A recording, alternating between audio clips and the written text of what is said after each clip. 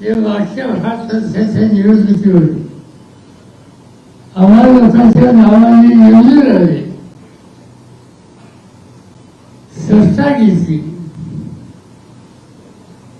आणि देशामध्ये बदल होता असं त्यांना वाटलं की त्यांनी आम्हा लोकांची सुद्धा साथ होती.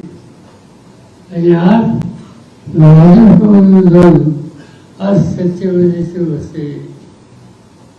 हे पक्षांतर एका दिशेने लोकांची फसवणूक करणार आहे. हे पक्षांतर सामान्य माणूस ज्यांनी त्यांना मतदान केलं 5 वर्षापूर्वी त्यांची फसवणूक करणारे आणि मग तो मतदारांना फसवतो अशा ठेवून काम करायचं नाही. हा निकाल नरेंद्र मोदी घेतला आणि तुम्ही सगळ्यांनी त्याला साथ दिली, त्यामुळेच या ठिकाणी एवढं मोठ्या संख्येनं आज तुम्ही इथं उपस्थित आहात. आम्हाला सांगितलं होतं की परळीला सभा घ्या आणि परळीला सभा घेतल्याच्या नंतर तिथं 30-40 लोक जमतील आणि या निर्णयाला पाठिंबा देतील ही खात्री केली होती. मी राजाभाऊ आणि तुमच्या सगळ्या सहकार्याला एवढं सांगू इच्छितो ही सुरुवात आहे.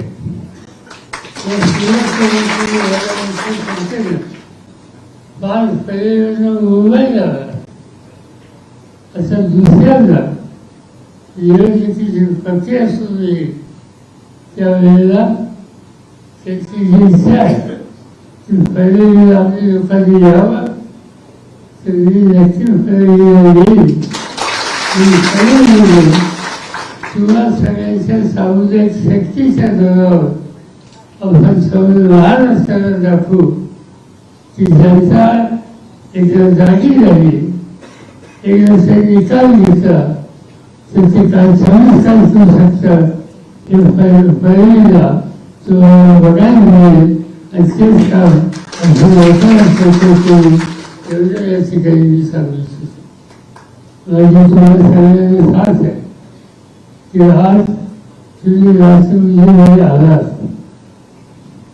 राजनामची सरकारी या ठिकाणी आली, तुम्ही सगळ्यांनी हे असो असे खासदार विजय असो या पक्षाचं नेतृत्व असो त्या सगळ्यांच्या पाठीशी जेव्हा बाबाजी तुम्ही राहा मी तुम्हाला खात्री देतो की राज्य बदलण्याच्या अविश्वास असणार नाही.